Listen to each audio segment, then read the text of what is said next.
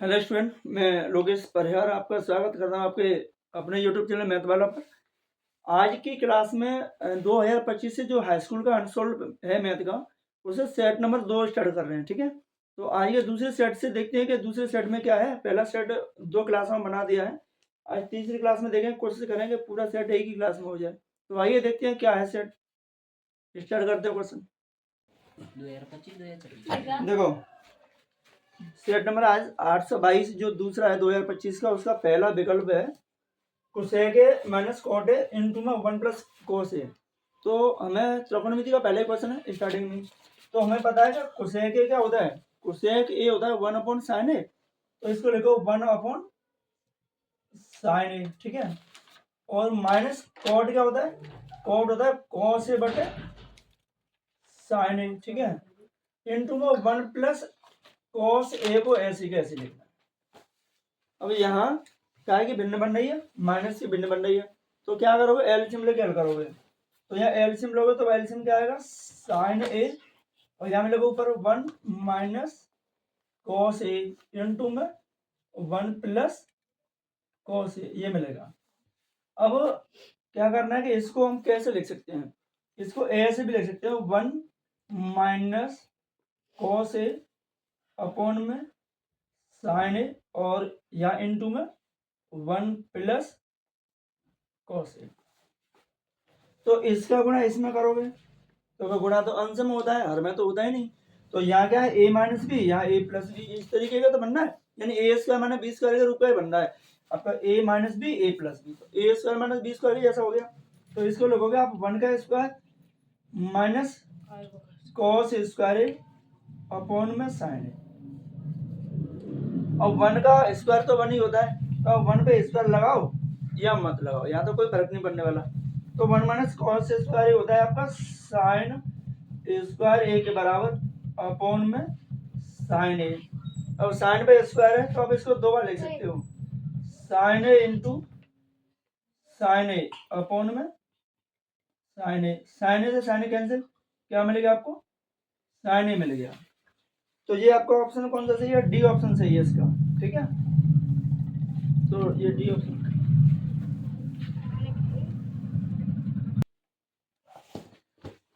देखो दूसरा क्वेश्चन है कि एक पासे को एक बार फेंका जाता है, पासा मतलब होता है आपकी भाषा में लूट। ठीक है, और यहाँ एक पासे को एक बार फेंकने पर, अब एक बार फेंकोगे तो उसमें एक 1 से लेकर के 6 तक अंक डिनोट होते हैं ना, लगे हुए होते हैं। तो आप पासे को उछालोगे तो कोई सा भी अंक आ सकता है, 1 भी आ सकता है, 2 भी आ सकता है, 3 भी आ सकता है, 5 भी आ सकता है, 6 भी आ सकता है, कुछ भी आ सकता है। तो उसका सैंपल स्पेस क्या बनेगा, 1 2 3 4 5 एंड 6, इनमें से कोई सा भी अंक आ सकता है। जब आप पासे को उछालोगे तो फिक्स तो पता नहीं कि आपको यही आएगा, कोई सा भी आ सकता है। तो एक विषम संख्या आने प्रायिकता पूछ रहा है, तो इसमें से विषम संख्या, विषम संख्या को हम यहां से ई मान लेते हैं। तो विषम संख्या कौन सी है इसमें, अब विषम संख्या छाड़ लो 1 3 एंड 5। तो नंबर ऑफ ई कितने अवयव हो गए इसमें, 3 अवयव हो गए, ये वाले 1 2 3, 3 अवयव हो गए। और इसमें तो आपको जो प्रायिकता निकालनी है, प्रायिकता इसका क्या फॉर्मूला होता है, यानी अनुकूल परिणाम, अनुकूल परिणाम बटे कुल परिणाम। ठीक है, अब अनुकूल परिणाम कितने, अनुकूल परिणाम ये है, क्योंकि विषम संख्या होने की प्रायिकता पूछी है। तो इसे क्या लिखोगे हम ऐसे लिखेंगे 3 अपॉन कुल कितने, यहाँ से यानी N of S, number of S कितने 6, 1 गिन लो, यानी ये वाली नहीं, सब गिन के, ऐसा ही लास्ट वाली 6 नहीं रखी, गिन के। तो वहाँ 6 तो कैंसिल हो जाएगी, कितने बार, 2 बार, तो 1/2 इसका आंसर आ जाएगा। ठीक है, इसका आपका बी ऑप्शन सही है, इसे नोट करो जब तक वर्ग अंतराल बनाते हैं थर्ड वाले क्वेश्चन।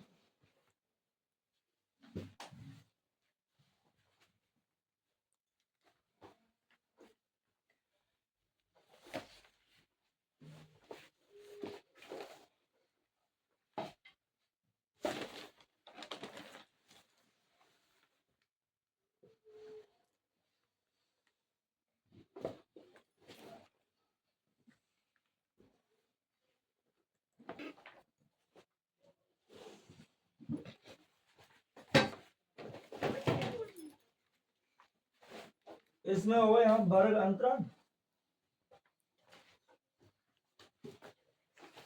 और बारंबार।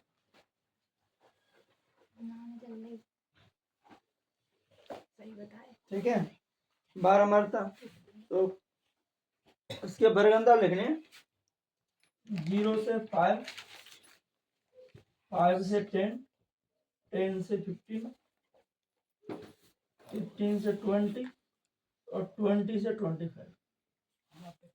ठीक है, बारंबार का है 3, 2, 5, 4 और 1।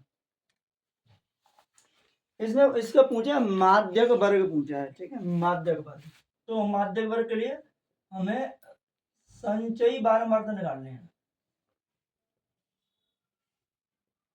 संचयी बारंबारता के लिए क्या करना है, अब इनको ऐड करना है, जो बारंबारता है उनको ऐड करके लिखना है। ये 3 में 2 ऐड करोगे 5, 5 में 5 ऐड करोगे 10, यहाँ कितना मिलेगा 14 और ये 15, यानी n = आ गया आपका 15। तो आपको क्या करना है, n/2 निकालो। तो 15/2 कितना आ गया 7.5।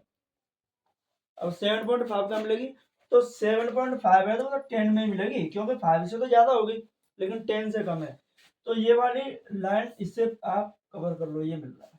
तो जो इसका वर्ग है वो क्या है, वो 10 to 15, ये आपका आंसर रहेगा। ठीक है, तो सी ऑप्शन इसका सही है, थर्ड वाले। और क्वेश्चन नंबर 4 में देखते हैं। यहाँ वर्ग अंतराल और यहाँ बारंबार। 0 से 7, 7 से 14, 14 से 21, 21 से 28, 28 से 35 और 35 से 42। ठीक है, तो ये दिया 1, 12, 3, 6, 2, 4। इसमें हमें बहुलक वर्ग बताना है। तो यहाँ बहुलक के लिए क्या करते हैं कि सबसे बड़ी संख्या देखते हैं बारंबार, जो कि एफ होती है। अब ये सबसे बड़ी जो संख्या है वो है 12, तो ये होगी एफ। तो इसी के सामने का वर्ग रहता है, तो इसका बहुलक का जो वर्ग होगा वो 7 से लेकर 40 होगा।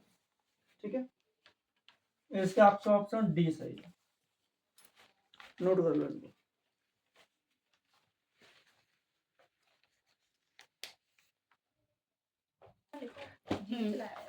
देखो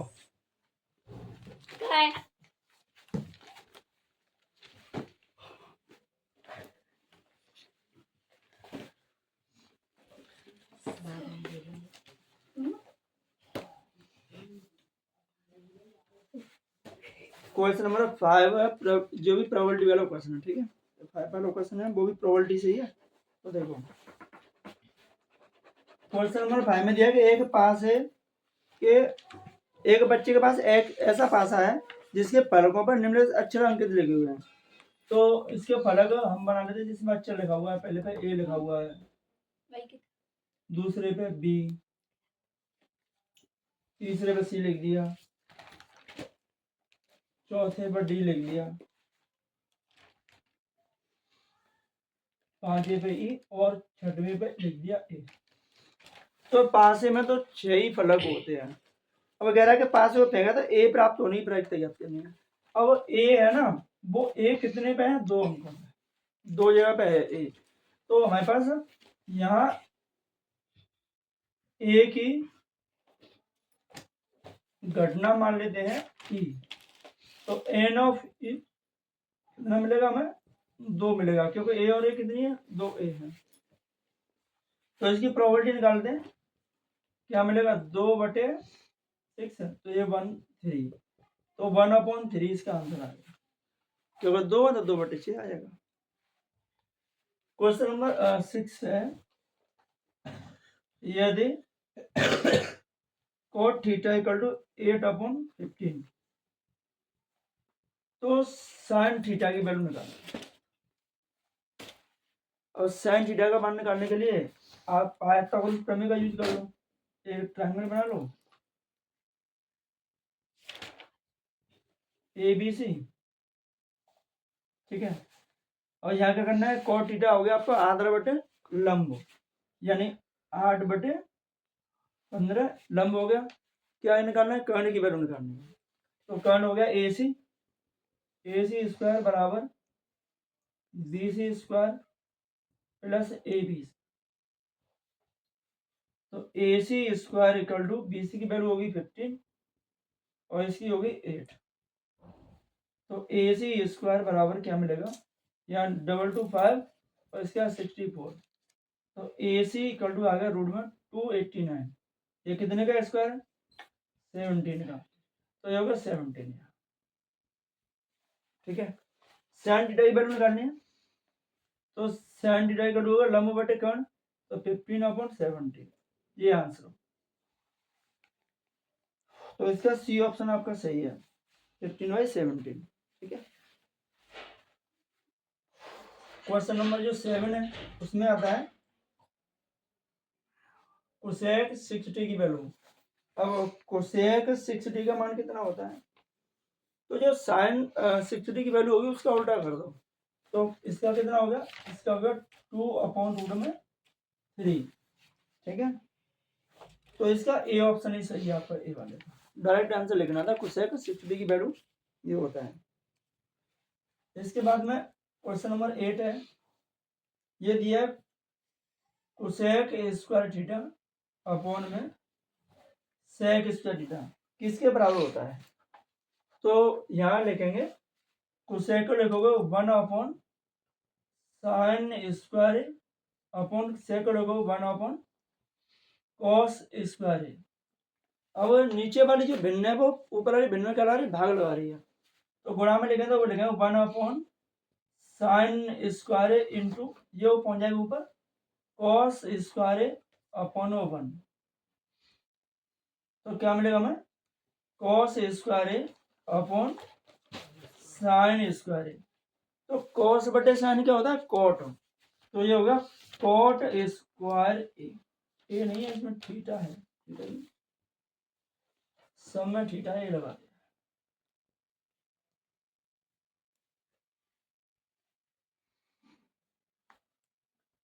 तो ये हो गया cot स्क्वायर थीटा। तो इसका आपका ऑप्शन है वो डी सही है, ठीक है। ये वाला डी वाला ऑप्शन सही है। अब यहाँ क्वेश्चन नंबर 9 आता है, उसमें दिया है HCF 35 और या 49 इक्वल टू 7 दिया है। तो इनका एलसीएम निकालना है, ठीक है। तो देखो एलसीएम इक्वल टू क्या होता है, एलसीएम होता है आपका दो संख्याओं का गुणनफल, यानी दो संख्या गुणनफल। तो 35 इंटू 49 अपॉन 7, यानी दो संख्याओं का गुणनफल बटे HCF, एलसीएम निकालना। तो और अगर HCF पूछे जाए तो दो संख्या गुणनफल बटे एलसीएम, उसी के हिसाब से फॉर्मूला लगाए।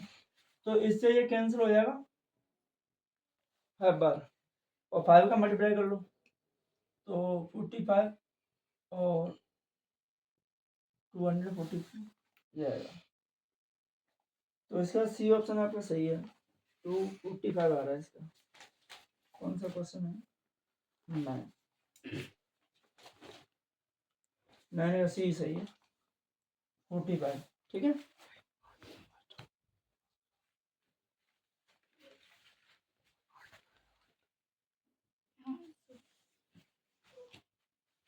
देखो क्वेश्चन नंबर 10 भी है। तो क्वेश्चन नंबर 10 में वो पूछ रहा है कि 306 यानी 306 और 657 इनका HCF निकालना है। तो HCF निकालने के लिए क्या करना है, भाग दे दो डायरेक्ट। एच निकालोगे गुणनखंड विधि से तो टाइम लगेगा, ये लगा जल्दी। तो यहाँ इसमें भाग देंगे तो कितनी बार जाएगा, 2 बार जाएगा। तो आ जाएगा 612। घटाओ कितने बचे, 5 और 1, यहाँ से 306। कितनी बार जाएगा? 7 बार देंगे। 7 पंजे 35 और 7 चौका 28 और 3 31, ज़्यादा हो गया।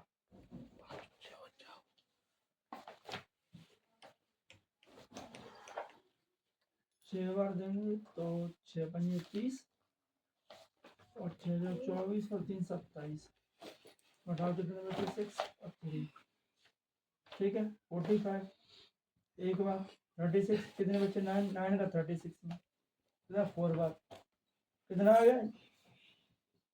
तो ऐसे कितना आ गया? 9 आ गया, ये वाला। तो 10वें का ऑप्शन कितना है? 20 है ये। तो ऑप्शन तो वैसे भी हो जाते हैं, ठीक है, लेकिन ऑप्शन भी करा देते हैं। बाकी तो ऑप्शन पर ज़्यादा डिपेंड नहीं रहना, डिपेंड रहना है थ्योरिकल जो लिखना है करना है, ठीक है। और ये 5 का आपका ऑप्शन नंबर बी था, ये 1.3।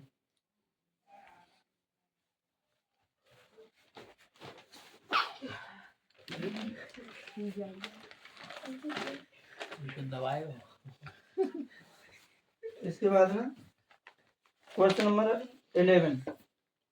इसमें दो संख्याओं का जो एलसीएम है वो दिया है 168 और एचसीएफ है वो दिया है आपको 6। उनमें से एक संख्या है वो कितनी है? 24। तो क्या करना है? दूसरी संख्या निकालनी है। तो दूसरी संख्या का क्या लगाएंगे? फॉर्मूला लगाएंगे। तो दूसरी संख्या क्या होगी? दूसरी संख्या बराबर एचसीएफ इंटू एलसीएम अपॉन में एक संख्या या पहली संख्या, ऐसे लिख सकते हो। तो एचसीएफ 6 इंटू 168 अपॉन 24, ये। अब कैंसिल करो, इससे ये कैंसिल होगी 4 बार, और 4 का डिवाइड इसमें कर दो, तो 4 और 2 यानी 42 आ जाएगा, ठीक है। तो इसका ऑप्शन नंबर 20 है। इसके बाद में जो ऑप्शन नंबर 12 है वो आता है बीच की दूरी का वाला फॉर्मूला। तो हम बीच की दूरी का फॉर्मूला आएंगे। तो जो 12 क्वेश्चन है उसमें हमारे पास एक बिंदु दिया हुआ है ए कॉमा बी मान लेते हैं उसको, बी दिया है 2a कॉमा 2b। इनके बीच की दूरी निकालनी है। तो बीच की दूरी क्या होगी? तो पहले बीच की दूरी का फॉर्मूला लगाओ। तो यहाँ A B equal to root में लगाओगे x2 माइनस x1 का whole square plus y2 minus y1 का होल। अब x1 y1 यहीं से लोगे, ये x1 y1 x2 y2 ये वैल्यू रखनी है। तो यहाँ वैल्यू रखोगे आप, x2 की वैल्यू 2 है और माइनस x1 की वैल्यू a, इसका स्क्वायर प्लस इसकी value 2b minus b, 2b minus b का स्क्वायर। अब यहाँ से मिलेगा ओनली a, तो a स्क्वायर, 2b में से b मिलेगा तो b का स्क्वायर हो गया b स्क्वायर। अब इसका वर्गमूल तो नहीं निकलेगा क्योंकि प्लस लगी है, गुणा होता तो निकल जाती। तो इसका यही ऑप्शन सही रहेगा, ऑप्शन नंबर ए सही है, ठीक है, ये है। इसके बाद में क्वेश्चन आता है वृत्त वाला। एक यदि 5 सेंटीमीटर त्रिज्या वाले वृत्त के बिंदु P पर स्पर्श रेखा PQ O पर जाने देगा कि, अच्छा चलो एक डायग्राम बना देंगे नोट।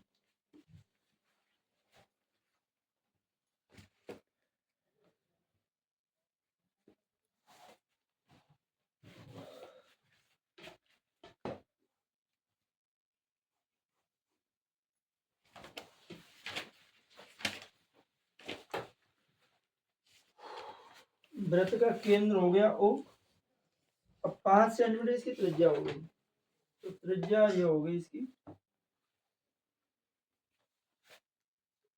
5 सेंटीमीटर। अब दे क्या रहा है? दे रहा है कि P पर स्पर्श रेखा, और यहाँ हो गया P, बिंदु P पर स्पर्श रेखा Q, ये हो गया Q। अब इसको इससे मिला दो,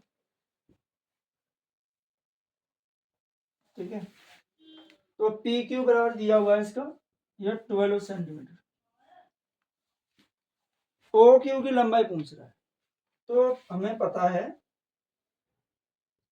कि अगर वृत्त, किसी वृत्त पर स्पर्श रेखा निकलती है और उस पर त्रिज्या से स्पर्श रेखा को मिलाया जाए तो वो लंबवत होती है। जिस बिंदु पर स्पर्श रेखा निकल के जाए उस पर त्रिज्या को निकाल मिलाया जाए तो यानी वृत्त की त्रिज्या स्पर्श रेखा पर लंबवत होती है।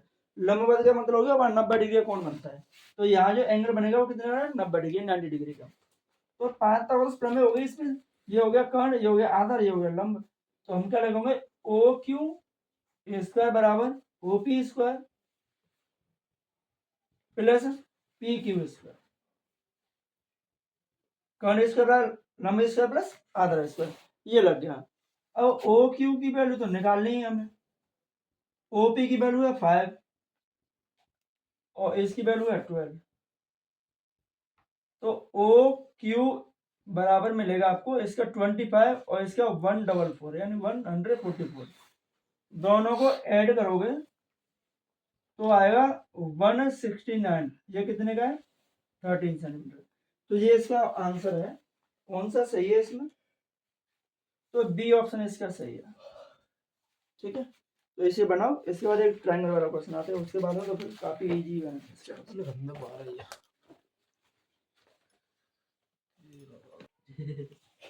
देखो क्वेश्चन नंबर 14 में ट्रायंगल पर आधार पर काम है। तो हमने 2 ट्रायंगल बनाए, वहां समरूपता से काम हो रहा है।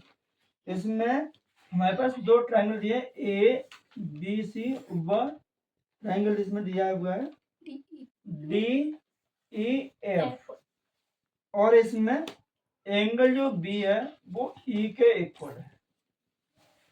तो भुजाएं समानुपाती होनी चाहिए तब समरूप होंगी। तो समानुपात में इसमें आप ए बी और बी सी, तो पहले लिखोगे ए बी अपॉन में ये डी ई बराबर ये बी सी बटे में ई एफ। क्योंकि देखो ये वाला एंगल है वो इसके तो इक्वल है, तो इक्वल है तो ये वाली भुजा इसके अपॉन में, इस वाली इसके अपॉन में, तो ये समानुपाती होनी चाहिए। तो ये वाला ऑप्शन आपका कौन सा सही है देख लो। तो ये वाला आपका बी ऑप्शन सही लग रहा है, ठीक है। तो ये ट्रायंगल की भूमिका छोटा सा क्वेश्चन लगाया गया, ऐसा आ गया। उसके बाद अभी नेक्स्ट देखते हैं।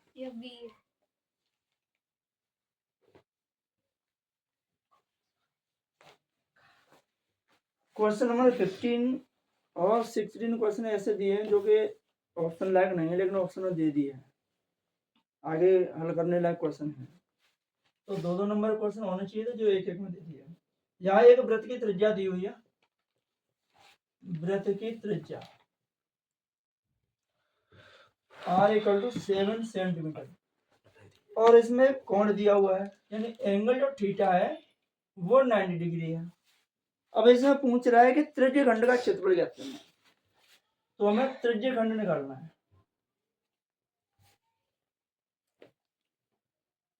त्रिज्य खंड का जो क्षेत्रफल है वो होता है थीटा अपॉन 360 × पाई r स्क्वायर। तो यहाँ इसमें हो गया थीटा की वैल्यू 90 अपॉन ये हो गया 360, पाई बाई की वैल्यू ये 22/7, r की वैल्यू 7, तो 7 × 7, इससे ये कैंसिल और इससे कैंसिल 4 बार। अब यहाँ और का इससे ये 2 बार और ये 11 बार, तो ये होगा 11 × 77/2, 2 का डिवाइड कर दो तो ये मिलेगा 2 3 या 6 और 2 8 या 7 सेंटीमीटर स्क्वायर। सी ऑप्शन सही है इसका, ठीक है। छोटा सा ही बन गया, ये हो गया। इसके बाद 16 वाला क्वेश्चन देखेंगे।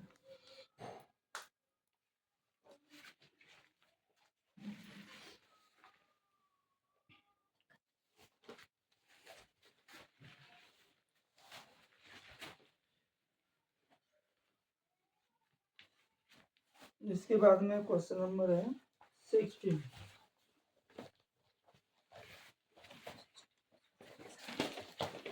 16 क्वेश्चन में दिया हुआ है कि एक खिलौना 4 सेंटीमीटर त्रिज्या वाले एक शंकु के आकार का है जो कि एक अर्धगोले पर रखा हुआ है। ठीक है, तो एक अर्धगोला, इसके ऊपर एक शंकु, इसकी त्रिज्या 4 सेंटीमीटर और जो स्लोप आर्ट है ना वो 12 सेंटीमीटर है। तो जब शंकु की त्रिज्या 4 सेंटीमीटर है तो इस अर्धगोले की त्रिज्या भी 4 सेंटीमीटर ही होगी। तो इस खिलौने का संपूर्ण पृष्ठीय क्षेत्रफल हमें निकालना है। ठीक है, तो यहाँ शंकु की त्रिज्या 4 सेंटीमीटर और इसकी तिर्यक ऊंचाई वो है 12 सेंटीमीटर। तो इसका संपूर्ण पृष्ठ निकालना है पूरे का, और अर्धगोले की त्रिज्या होगी आपकी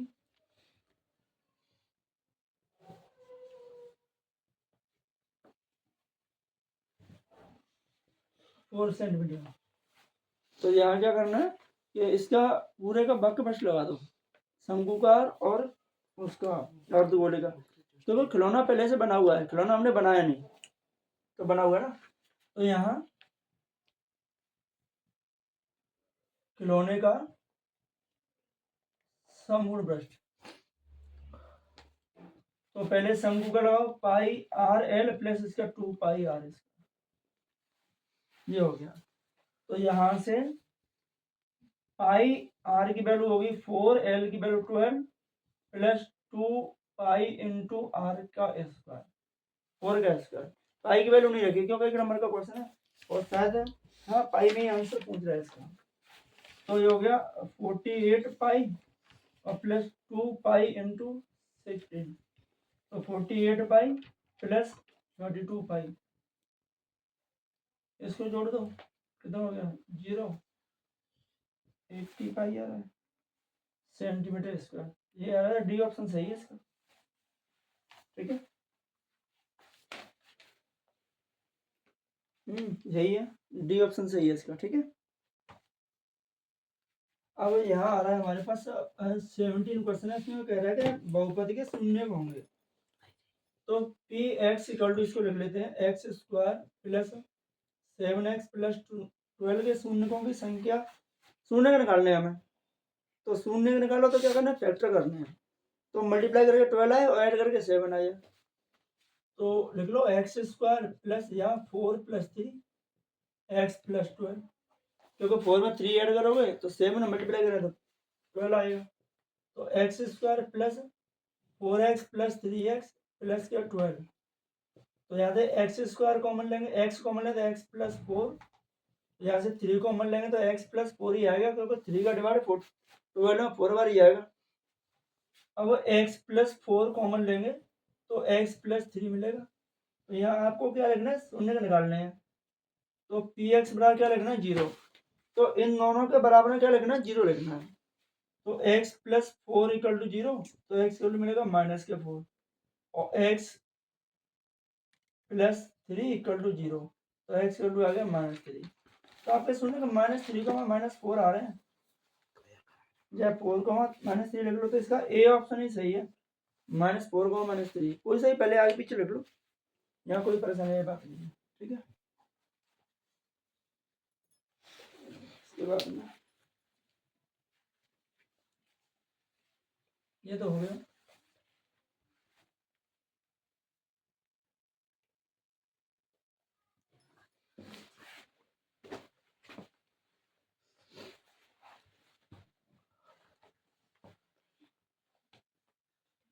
क्वेश्चन नंबर 18 आएगा, उसमें है कि x plus y equal to 14, x minus y equal to 2। तो चाहो तो आप इसको विलोपन विधि से कर सकते हो, प्रतिस्थापन भी कर सकते हो, या ऑप्शन में तो कोई संख्या ले लो उससे भी कर सकते हैं। तो ऑप्शन में से हम एक संख्या ले लेते हैं बी, बी है x इक्वल टू 8 और y इक्वल टू 6। रख के देख लो। पहले वाले इक्वेशन में x प्लस बाई बराबर 14, तो LHS ले लो।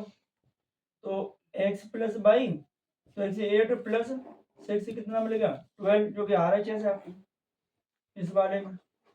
अब इसी को यहाँ चेक करो, इसमें से आप LHS ले लो। x minus by 8 minus by, x की वैल्यू 8, बाई की वैल्यू 6, कितना मिलेगा 2 हो गया RHS।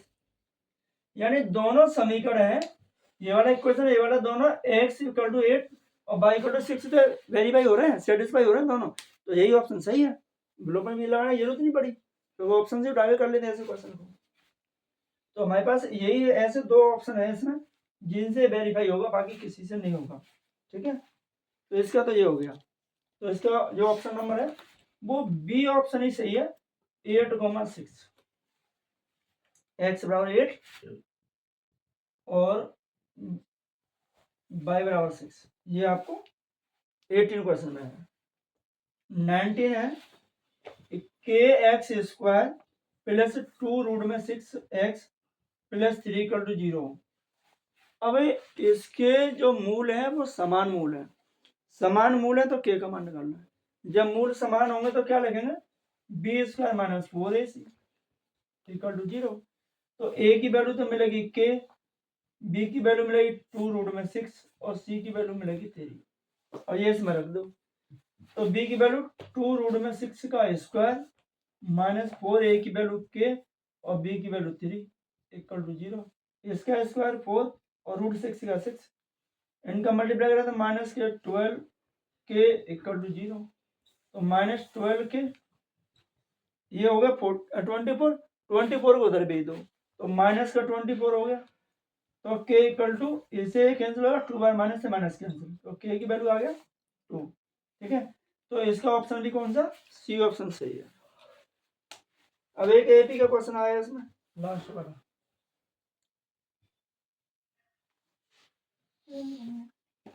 तो यार 20 क्वेश्चन है वो दिया हुआ है, एपी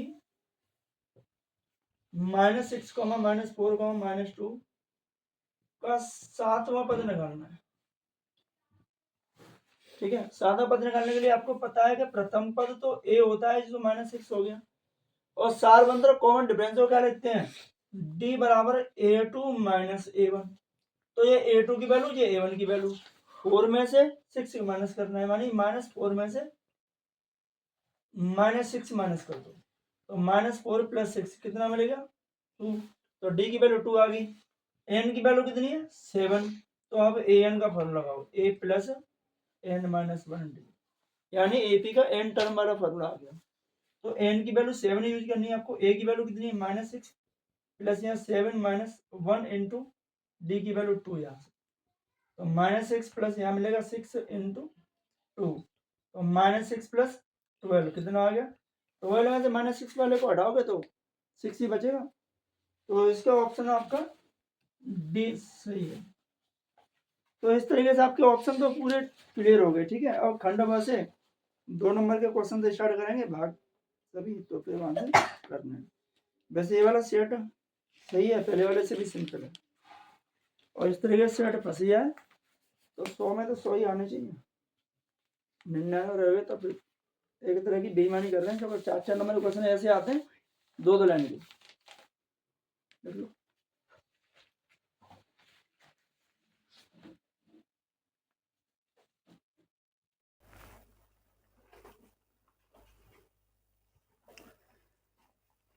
देखो क्वेश्चन नंबर 2 से करने हैं, तो दूसरे का पहला यानी खंड ब है, खंड ब का पहला ही क्वेश्चन है आपका। तो खंड ब से है, इसका पहले का पहला वाला है क, कि सिद्ध करना है, हमें सिद्ध करना है कि 6 - √2 क्या है, अपरिमेय संख्या है।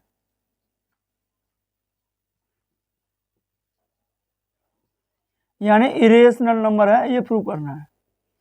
तो प्रूव करने के लिए क्या करेंगे, तो देखो हम लिखेंगे कि a/b एक परिमेय संख्या है। ठीक है, ये कैसी संख्या, परिमेय संख्या। अब जो दिया है उसको हम मान लेते हैं कि ये भी क्या है, कि परिमेय संख्या है। तो यह मान लेते हैं, माना 6 - √2 एक अपरिमेय संख्या है। ठीक है, अपरिमेय संख्या। तो यहाँ लिखेंगे 6 minus root 2 equal to A upon B. क्यों? दोनों कैसी हैं? परमेय। परमेय संख्या माननी है, अपरिमेय तो है ही प्रूव करने के लिए, परमेय। तो दोनों बराबर हो गई। अब रूट 2 को इधर भेज दो, ए माइनस बी को उधर ले आओ, तो 6 minus A upon B equal to क्या मिलेगा? रूट में 2। रूट 2 को उधर भेजें तो वो यही प्लस, और ए अपॉन बी को उधर लाएंगे तो ये हो जाएगी माइनस की। अब इसमें अपॉन में आप 1 मान लो तो एलसीएम क्या आएगा? बी। तो मिलेगा 6b minus A equal to root में 2। तो बस ज़्यादा सॉल्यूशन नहीं करना, बाकी इतना ही लिख लो, बहुत है। और बस अब इसमें जो हिंदी लिखनी है वो हिंदी का ही खेल है, वही लिखना है। तो हम यहाँ लिखते हैं कि 6a और b क्या है? पूर्णांक। ठीक है, ये क्या है? पूर्णांक है, पूर्णांक है। यहाँ लिखेंगे 6b minus A upon B एक परिमेय संख्या है।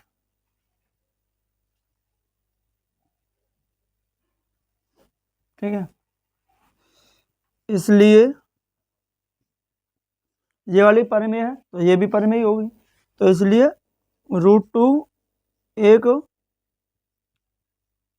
परिमेय संख्या है।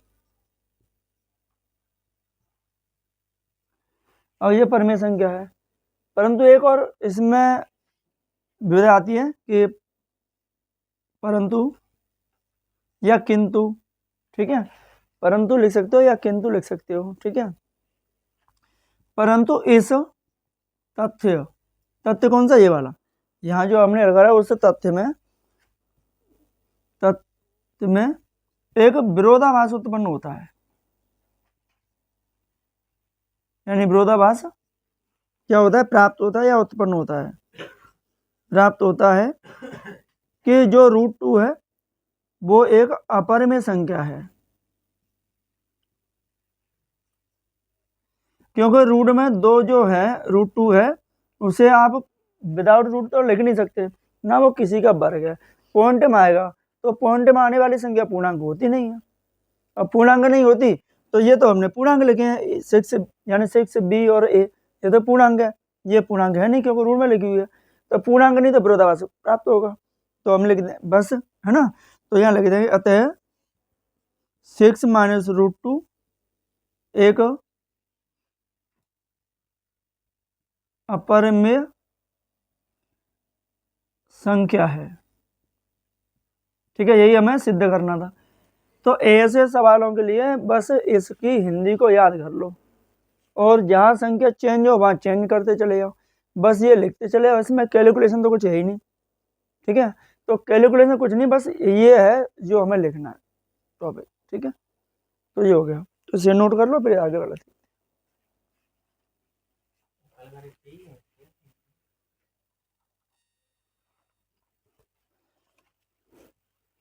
जो क्वेश्चन नंबर जो इसका ख है, वो क्वेश्चन नंबर इसका है कोऑर्डिनेट ज्योमेट्री से, ज्यामितीय निर्देशांक से। ठीक है, तो इजी क्वेश्चन है।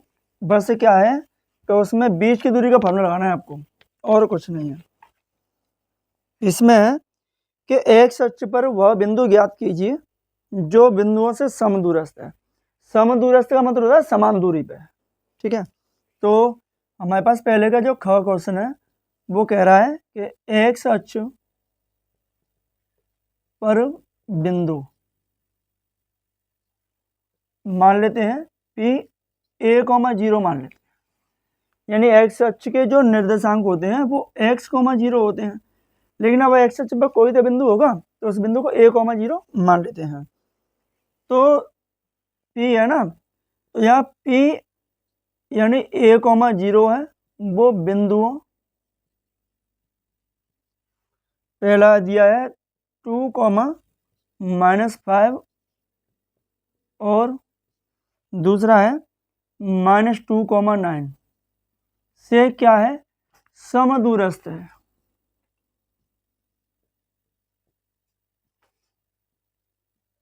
समदूरस्थ है। अब इसको मान लेते हैं हम a और इसको मान लेते हैं b।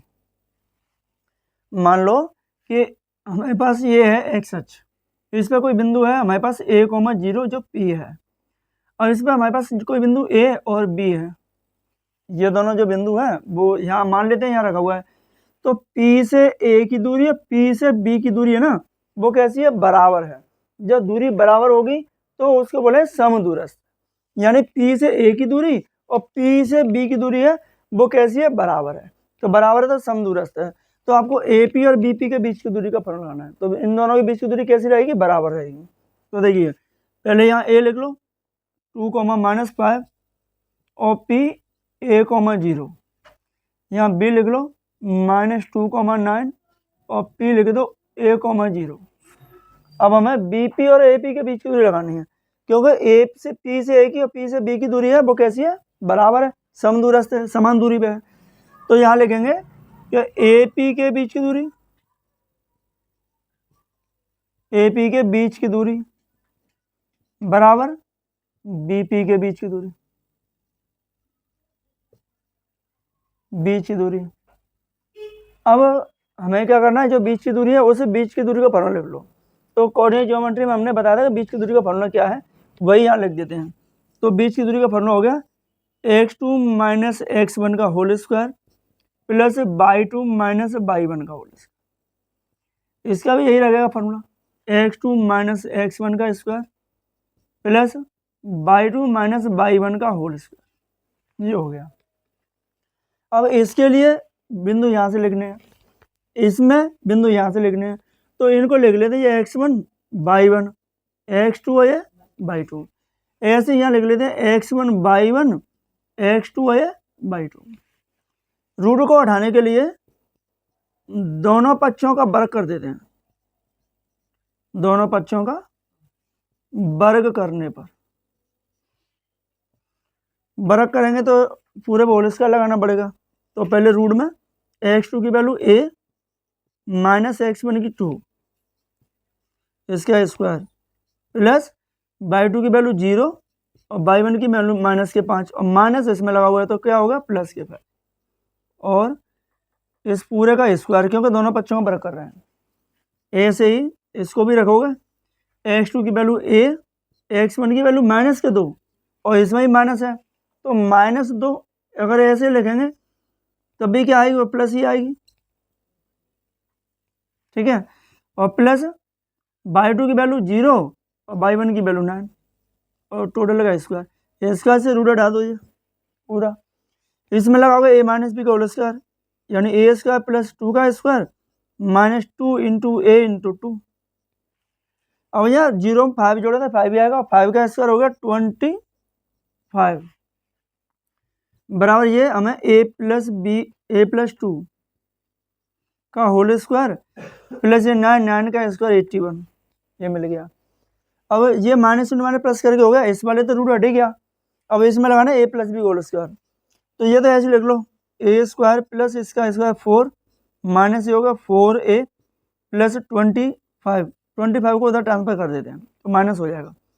इसमें लगाओ a square plus b square plus 2a का मान a, b का मान 2 प्लस 81 और ये माइनस के 25। इस a से ये स्क्वायर कैंसिल हो जाएगा। अब यहाँ से -4a, a का स्क्वायर 4 तो -4 इधर लाओगे, ये वाला प्लस का 4, ये हो गया 2 इंटू 2 यानी 4a हो गया। 4a को इधर लाओगे तो क्या हो जाएगा, माइनस का 4a इक्वल टू में इसमें इसको माइनस करें तो कितना बचेगा 56।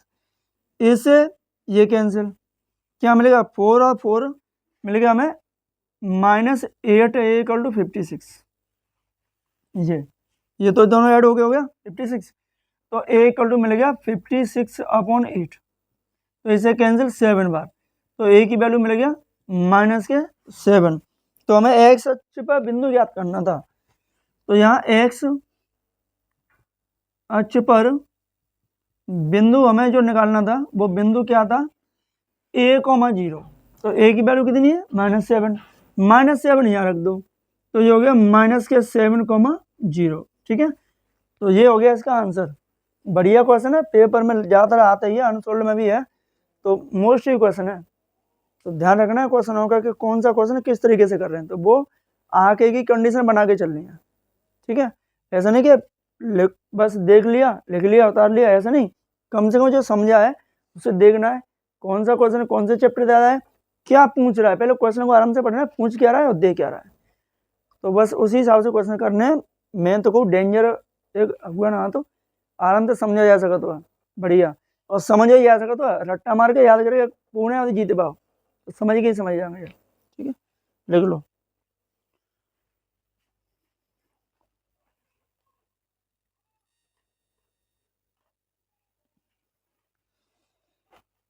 ग वाला क्वेश्चन है वो है त्रिकोणमिति से, उसके बाद में देखिए तो अभी इसमें दूसरे नंबर के क्वेश्चन अब छोटे छोटे हैं, लेकिन फॉर्मूला याद नहीं है तो फिर तो कुछ भी नहीं है, और फार्मूला याद करेंगे नहीं है वो तो किस्म खा लेंगे, केमिस्ट्री रट्टा तो मार लेंगे लेकिन गणित के फार्मूला याद नहीं करेंगे, जबकि मालूम है कि गणित के बिना जीवन में पत्ता हिलने वाला नहीं है। ग वाला जो क्वेश्चन है वो भी इसी वाले चैप्टर से है। देखो ये एक ए बी रेखाखंड है, ठीक है, ए बी रेखाखंड है, और इसके जो कोऑर्डिनेट है वो -2,2 है, और ये है 2,8। इसको 4 भागों में विभाजित करना है। ये कह रहा है कि रेखाखंड को 4 बराबर भागों में विभाजित करना है। अब बराबर वाले भागों में विभाजित करने वाले बिंदुओं का निर्देशांक ज्ञात करने हैं। तो इसके बाद हम मान लेते बीच में कि इसका कोई बिंदु जो है वो है सी, और सी का कोऑर्डिनेट है x, y। तो सी क्या हो गया, मध्य बिंदु हो गया सी, तो मध्य बिंदु के ही फॉर्मूला लगाना है हमें। तो देखिए बस पहले तो देखो दिया क्या है, दिया उसने ए और बी दो बिंदुओं से जाने वाला रेखाखंड, और कह रहा है उसको 4 भागों में बांटना है, और वो भी बराबर बराबर। बराबर बांटने के लिए क्या है कि पहले उसमें बीच और बीच में से एक हिस्सा करना पड़ेगा, मध्य बिंदु। तो बीच में क्या हो गया सी, तो यहाँ लिखेंगे कि रेखाखंड ए बी का मध्य बिंदु, ए बी का जो मध्य बिंदु है, मध्य बिंदु सी है, ठीक है। अब मध्य बिंदु सी है तो सी के हमें कोऑर्डिनेट निकालने हैं, तो यहाँ लिखेंगे सी के x, y बराबर x के जो लिखते हैं x1 प्लस x2 बटे 2 और y1 प्लस y2 बटे 2। अब क्या है कि चाहो तो आप इसको x के बराबर इसको y बराबर रख सकते हो, अलग अलग भी रख सकते हैं और इस तरह कंडीशन में रख सकते हैं। तो हमें क्या मिलेगा, ये x1 रहेगा, ये y1 और ये x2 और ये y2। ऐसा नहीं होगा यहाँ x1 या x2 कर दें, क्योंकि कार्तीय तल पर प्रत्येक बिंदु के निर्देशांक x, y के रूप के होते हैं। तो हर एक बिंदु को x, y रखना है। जब 2 है तो x1 y1 x2 y2, जब 3 बिंदु आएंगे तो x1 y1 x2 y2 x3 y3। तो त्रिभुज का क्षेत्रफल निकाला जाता है वहाँ। तो हमारे पास c x, y है, वो यहाँ x1 की वैल्यू -2 ये प्लस x2 की वैल्यू प्लस के 2 अपॉन में ये 2, y1 की वैल्यू 2 और प्लस y2 की वैल्यू 8 अपॉन में 2, ठीक है। फिर c x, y ये मिलेगा 2 में से 2 माइनस करें 0/2, और ये हो गया कितना 10/2। तो ये तो डिवाइड करें 0 और ये हो गया 5, 2 से 10 कैंसिल 5 बार, तो कितना आ गया 5। तो 0,5 आ गया किसका, सी का। सी के जो कोऑर्डिनेट है वो है 0,5। तो 2 बराबर भागों में तो बट गया, एक रेखाखंड 2 भागों में तो बट गया। अभी इसको 2 भागों में और बांटना है, क्योंकि एक भाग ये हो गया, एक ये हो गया, 2 तो भाग हो गए, लेकिन हमें इसको बदलना था 4 भागों में। तो इसमें एक बिंदु यहाँ मान लो डी और एक इधर मान लो ई। अब डी के भी निर्देशांक निकालने हैं और ई के भी निकालने हैं। फर्क इतना है कि ए और सी से डी के निकलेंगे, सी और बी से ई के निकलेंगे, क्योंकि सी बी के मध्य बिंदु ई आएगा और ए सी के मध्य बिंदु डी आएगा। तो इनसे इसके निर्देशांक निकालो, इन दोनों से इसके निकालो, फॉर्मूला यही रहेगा। तो यहाँ लिख दो कि ए सी का मध्य बिंदु क्या है, डी, यानी x, y है। तो ए का बिंदु क्या है, ए है आपका -2,2, बी पॉइंट है सी पॉइंट है 0,5। तो यहाँ डी के कोऑर्डिनेट x, y कौन सा फॉर्मूला, यही वाला, x1 plus x2/2 y1 plus y2 upon 2, ये। तो इस तरीके से हमें लिखना है इसमें। अब यहाँ dx, y equal to x1 की वैल्यू -2 और x2 की वैल्यू 0, तो यहाँ -2 प्लस 0 अपॉन 2, यहाँ x1 y1 यहाँ आएंगे। अब x1 y1, ये x2 ये y2, इस तरीके से y1 की वैल्यू 2 और y2 की वैल्यू 5, तो 2 प्लस 5 अपॉन में 2, तो d के जो कोऑर्डिनेट आएंगे हमें क्या मिलेगा, 2 से 2 डिवाइड होगी माइनस के 1 बार, 2 5 और 2 कितने हो गए 7 अपॉन 2, ये तो डिवाइड होने वाली है नहीं, तो इसका कोऑर्डिनेट यही मिलेगा, यानी हमारे पास जो d आएगा वो मिलेगा -1,7 अपॉन 2, ये मिलेगा। तो हमारे पास ये दो भागों में बट गया, इसको और बांट दो, तो बस यही हमें निकालना था। तो यहाँ लिखोगे c 0,5 और b 2,8 का मध्य बिंदु क्या है, e को लिख लो x, y, तो पॉइंट तो यही लिखा जाएगा कोऑर्डिनेट ज्योमेट्री में, तो यहाँ लिख लो e x, y equal to x1 plus x2 upon में 2 और y1 प्लस y2 अपॉन 2, ये। तो यहाँ से e x1 y1 नहीं x y1, तो x1 की वैल्यू ये और ये y1, x2 और ये y2, तो x1 की वैल्यू 0 है, x2 की वैल्यू कितनी है 2 अपॉन में 2 तो आ ही रही फॉर्मूला में, y1 की वैल्यू कितनी है 5, y2 की वैल्यू कितनी है 8, है ना, तो 5 प्लस 8 अपॉन में 2, तो 0 में आप 2 ऐड करें तो 2 ही आएगा ना, और 2 से 2 कैंसिल हो जाएगा 1 बार, तो ये मिल गया हमें 1, कोमा ये हो गया 13 अपॉन में 2, अब 13 तो 2 से कटने वाला है नहीं, तो इसका यही रहेगा। तो बस हमें ये निकालना था कि कौन कौन से आंसर थे हमारे, तो हमें इसको 4 भागों में ज्ञात करना था। तो एक तो आपका सी था मध्य बिंदु, तो ये सी के हमारे पास एक तो आंसर आपका ये आ गया, यानी सी x, y, एक आंसर तो ये रहेगा आपका जो इसका मध्य बिंदु है। एक आपका आंसर ये डी जो कि ए सी का मध्य बिंदु है, ठीक है, और एक आंसर ई, यानी ई हमारे पास जो है x, y, ये वाला जो कहाँ आ रहा है सी और बी के मिड पॉइंट आ रहा है ना, इन दोनों के बीच में ये आ रहा है। तो ये 3 आंसर निकालने पर देखो हमारे पास जो रेखाखंड था वो 4 भागों में विभाजित हो गया। देखो एक भाग ये हो गया, दूसरा ये हो गया, तीसरा ये हो गया और चौथा भाग ये हो गए 4 भाग। तो ये 4 बराबर बराबर भागों में विभाजित हो गया। तो सवाल में ज़्यादा 3 बार नहीं है, मध्य बिंदु का फॉर्मूला लगाना है और 4 भागों में बांटना है उसको। तो मध्य बिंदु है वही लगाया, देखो यहाँ पे मध्य बिंदु, यहाँ पे ही लगाया मध्य बिंदु, यहाँ पे ही मिड पॉइंट वाला। तो ये मिड पॉइंट फॉर्मूला यूज करना है, किसी संख्या को 2 बराबर भागों में बांटोगे तो मध्य बिंदु मिड पॉइंट का फॉर्मूला यूज करना है। जब अनुपात देगा तो अनुपात वाला यूज करेंगे, नहीं तो इससे ही काम हो जाएगा, ठीक है। तो नोट कर लो फटाफट इसको, फिर आगे वाला देखते हैं।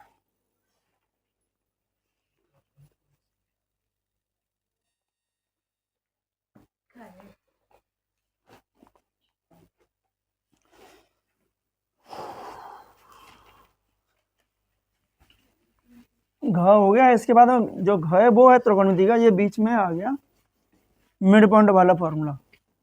तो वैसे मिड पॉइंट के क्वेश्चन पेपर में कई सालों से बहुत कम आ रहे हैं, ठीक है, और वैसे भी आता भी है तो वही आता है बस 1-2 नंबर का मिड पॉइंट में, क्योंकि तरीका ही उसका सिंपल सही है। घ वाला है, इन्हें सिद्ध करना है रूट में 1 plus sine theta upon 1 minus sine theta equal to में sec theta plus tan theta, ठीक है। तो त्रिकोणमिति के क्वेश्चन तो बड़े लाजवाब ही रहते हैं, बड़े सिंपल से लगते हैं त्रिकोणमिति के, क्योंकि इससे ज़्यादा सिंपल मुझे तो कुछ नहीं लगता कुछ होता है। 1 प्लस साइन थीटा बटे 1 माइनस साइन थीटा। अब देखो सेक है ना, सेक कब आता है जब 1 अपॉन कॉस होगा, है ना, सेक होता है, सेक थीटा क्या होता है 1 अपॉन कॉस थीटा, और टेन थीटा क्या होता है 1 अपॉन यानी साइन थीटा बटे cos theta, sign theta upon cos theta. यानी दोनों के हर में क्या है, कॉस है। सेक में 1/cos, टेन में sin/cos, तो कॉस ही अपन में आ रही है। तो कॉस लाने के लिए हम क्या करेंगे कि 1 प्लस sin थीटा से इसके अंश व हर में गुणा कर देते हैं। हर में अंश व हर तो लिखा ही नहीं, हर में गुणा करने पर यहाँ गुणा करोगे तो रूट के अंदर ही करना है, 1 प्लस sin थीटा और ये 1 माइनस sin थीटा। ये संख्या तो पहले लिखी थी वही लिख लिया, मल्टीप्लाई किससे करना है, इससे। तो आप लिखोगे 1 प्लस sin थीटा के ऊपर मल्टीप्लाई हो 1 प्लस sin थीटा हर में, दोनों से बराबरी बराबर संख्या से मल्टीप्लाई होता है ना, जिसे कंजुगेट मल्टीप्लाई बोलते हैं। अब देखिए ऊपर तो दोनों संख्या जो अंश में वो दोनों एक जैसी है, 1 plus sin theta into 1 plus sin theta. इसको लिखेंगे 1 प्लस sin थीटा का होल स्क्वायर, क्योंकि दोनों संख्या एक जैसी हैं, गुणा करें तो स्क्वायर ही आएगा। जैसे x का x में करेंगे तो क्या आएगा, एक्स स्क्वायर। तो ऐसे 1 प्लस sin थीटा का मल्टीप्लाई 1 प्लस sin थीटा में करेंगे तो 1 प्लस sin थीटा का होल स्क्वायर। नीचे बन गया a minus B, a plus B का तरीका, यानी A square minus B square, एक बार प्लस एक बार माइनस। तो इसको लिखेंगे 1 माइनस साइन स्क्वायर थीटा। अब आपको पता है कि cos square theta equal to होता है 1 माइनस साइन स्क्वायर थीटा। तो इसकी क्या लिखेंगे हम, कॉस स्क्वायर, यानी इसकी क्या लिखेंगे, कॉस स्क्वायर थीटा। तो 1 प्लस साइन थीटा का होल स्क्वायर अपॉन में कॉस स्क्वायर थीटा। दोनों पे स्क्वायर लगा हुआ है तो दोनों पे रूट भी लगा हुआ है, दोनों के स्क्वायर से दोनों का रूट हट जाएगा, तो ओनली मिल जाएगा हमें 1 प्लस साइन थीटा अपॉन में कॉस थीटा, ये मिल गया। ठीक है, अब कोई भिन्न है, जैसे 1/3 प्लस यहाँ 4/3, इसको क्या लिखते हैं, 3 1 प्लस 4, ऐसे तो लिखते हैं। तो इसको हमें ऐसे नहीं लिख सकते, क्या लिख सकते हैं, क्योंकि हर बराबर है। तो ए से इसको हम क्या लिख सकते हो, 1/cos theta plus sin theta upon cos theta. क्या ऐसे नहीं लिख सकते, लिख सकते हैं, क्योंकि एलसीएम यही आएगा। 1 क्या cos क्या होता है, sec थीटा, मैंने ऊपर लिख दिया। sin बटे cos क्या हो गया, 10, तो ये हो गया 10 थीटा। तो देखो यही तो RHS थी, यही तो निकालना था हमें आंसर। तो इतने बढ़िया क्वेश्चन है, बस फॉर्मूला याद हो और लगाते चलो, काम खत्म, सुपड़ा साहब पूरे त्रिकोण में देगा। चलो आगे देखते हैं इसके बाद।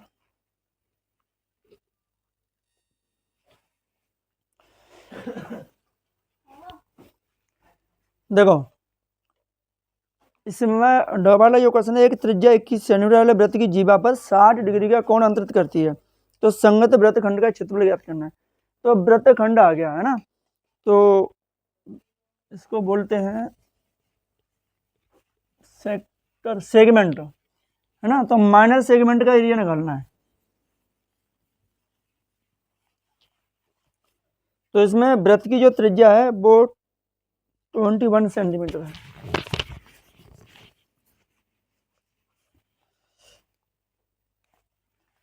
पहले का अड़ा वाला क्वेश्चन है, तो यहाँ वृत्त की जो त्रिज्या है वो 21 सेंटीमीटर है, 21 सेंटीमीटर है। और जो एंगल दिया है ना थीटा, तो जो एंगल है यानी कोण जो दिया हुआ है थीटा वो 60 डिग्री है। तो हमें इसके संगत वृत्तखंड का क्षेत्रफल ज्ञात करना है। तो देखिए छोटा सा ही क्वेश्चन है, संगत वृत्तखंड का क्षेत्रफल, एक सिंपल सा फॉर्मूला लगाओ और हो जाएगा, theta upon 360 pi R square minus 1/2 R square sine theta. ये हो गया संगत वृत्तखंड के क्षेत्रफल का फॉर्मूला। अब वैल्यू रख दो, थीटा की वैल्यू ये 360 है ना, पाई की वैल्यू मान लो 22/7, आर की वैल्यू है 21, इसको 2 बार लिख लो मल्टीप्लाई में, -1/2 इसका 21 का स्क्वायर और साइन 60, ठीक है। इसको 2 बार इसलिए लिख लें क्योंकि यह कैंसिल हो जाएगा, वहाँ पाई नहीं तो वहाँ कैंसिल होने वाला नहीं है, इससे ये कैंसिल 6 बार, ठीक है। अब क्या करें, 2 से कैंसिल करेंगे, 2 से ये 3 बार, 2 से ये 11 बार, और 7 से ये 3 बार, और 3 से ये 3 कैंसिल, क्या मिला 11 × 21 ये वाला, -1/2 इसका स्क्वायर हो गया 441, 21 का स्क्वायर, ठीक है। और साइन 60 की वैल्यू होगी रूट में 3/2, इनका मल्टीप्लाई करेंगे तो 231 माइनस इनका मल्टीप्लाई करें तो 114 √3 में इनका मल्टीप्लाई करें तो क्या आएगा 4, कटने वाली तो कोई संख्या है नहीं, और √3 का मान भी नहीं दिया इसमें रखने के लिए, तो बस ये लिख दिए सेंटीमीटर स्क्वायर, और यही आपका आंसर हो गया। तो संगत वृत्तखंड पूछा जाए, संगत लघु वृत्तखंड पूछा जाए, या ओनली वृत्तखंड, तो फॉर्मूला यही लगेगा, ठीक है। इसको आपको माइनर सेगमेंट भी बोलते हैं, सीबीएसई बोर्ड वाले बच्चे लिखते हैं तो माइनर सेगमेंट का फॉर्मूला हो गया, एरिया ऑफ माइनर सेगमेंट, ठीक है। और मेजर सेगमेंट होता है दीर्घवृत्त।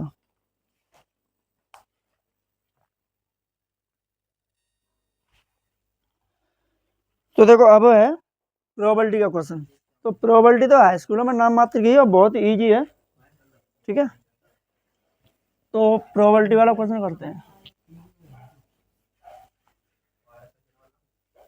तो देखो प्रोबेबिलिटी में एक दिया कि एक डिब्बे में लाल कंचे हैं वो 4 हैं, सफ़ेद हैं वो 8 हैं, और हरे कंचे हैं वो 5 है ना। तो यहाँ 4 वाला क्वेश्चन है, उसमें लाल कंचे हैं, लाल कंचे हैं वो 8 हैं, नहीं 4 है, और सफ़ेद कंचे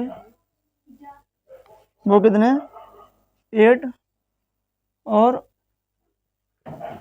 हरे कंचे हैं वो कितने ये 5 हैं।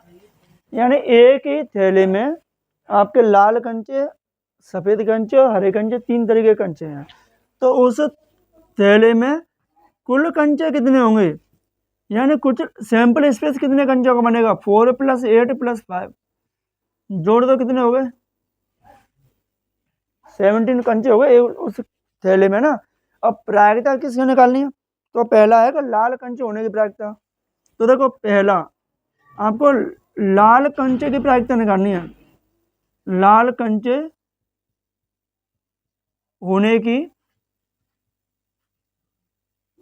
प्रायिकता, तो यहाँ क्या लिखते हैं कि प्रायिकता का फॉर्मूला होता है अनुकूल परिणाम बटे में कुल परिणाम। अब अनुकूल परिणाम क्या है कि हमें लाल कंचे निकालने हैं, तो लाल कंचा कितने हैं 4 है ना, तो उनमें थैले में से हमारे पास निकालने की संभावना कितनी है, लाल कंचा निकालने की संभावना कितनी है 4 ही तो है, 4 संभावना है, कितने में से 17 में से, क्योंकि थैले में तो टोटल कंचा है ना, सफ़ेद लाल हरे तीनों तरीके के कंचे हैं। तो अनुकूल परिणाम हो गया आपके कितने 4, और कुल हो गया 17, तो लाल कंचा निकालने की प्रायिकता जो हो गई। अब सेकंड पूछा हरा नहीं है, यानी हरा कंचा न होने की प्रायिकता ज्ञात करनी है, तो पहले सेकंड में क्या करते हैं कि यहाँ हरे कंचे की प्रायिकता ज्ञात करते हैं, हरे कंचे होने की प्रायिकता। अब हरे कंचे की प्रायिकता हम निकालेंगे, तो हरे कंचे कितने 5, तो 5/17, ये तो हरे कंचे होने की प्रायिकता हुई। अब हरा कंचा न होने की प्रायिकता निकालनी है, तो यहाँ लिख देते हैं हरा कंचा न होने की प्रायिकता। अब इसमें क्या है कि जो प्रायिकता हरा कंचा होने की थी उसको 1 में से घटा दो, क्योंकि प्रोबेबिलिटी कभी 1 से ज़्यादा होती ही नहीं, 0 से कम नहीं होती, 1 से ज़्यादा नहीं होती, 1 के अंदर ही रहती है प्रोबेबिलिटी। तो ये लिखेंगे 1 माइनस हरे कंचे हो रहे कितना, यहाँ 5/17, 1 मान लो, एलसीएम कितना आएगा 17, तो 17 - 5, तो 12/17 आ जाएगा, तो हरा कंचा न होने की प्रायिकता का आंसर ये हो गया, और लाल कंचे होने की प्रायिकता का आंसर ये हो गया।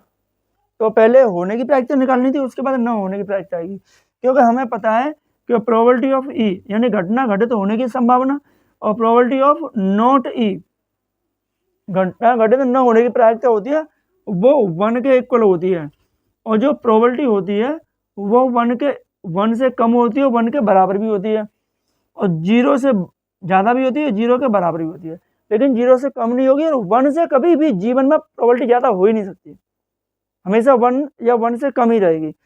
अब कभी भी ऐसी प्रोबेबिलिटी होती है कि कभी संभावना घटित हो ही ना, जो संभावना कभी घटित हो ही नहीं सकती उसकी प्रोबेबिलिटी क्या होगी, 0 हो जाएगी। आप ऐसी कोई एक ऐसा एग्जाम्पल लो जिसमें कभी प्रायिकता घटना घटित हो ही नहीं सकती, है ना। कहें कि आज बस रोड पर चल रही है, कहें कि बस कल हवा में उड़ेगी, क्या उड़ सकती है, कभी नहीं उड़ेगी, क्योंकि ऐसी संभावना होगी ही नहीं, तो उसकी प्रायिकता 0 होगी। ठीक है, तो ये प्रायिकता क्वेश्चन है, पहले नंबर के हो गए। और सेकंड नंबर से क्वेश्चन स्टार्ट करेंगे, तो लिखो अब 4 नंबर के क्वेश्चन आएंगे इसके बाद।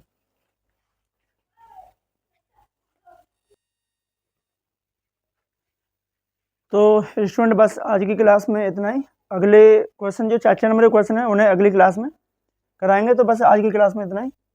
तो वीडियो अच्छा लगा तो वीडियो को लाइक और शेयर करें, चैनल को सब्सक्राइब करना ना भूलें। ठीक है, तो thank you student, thanks for watching.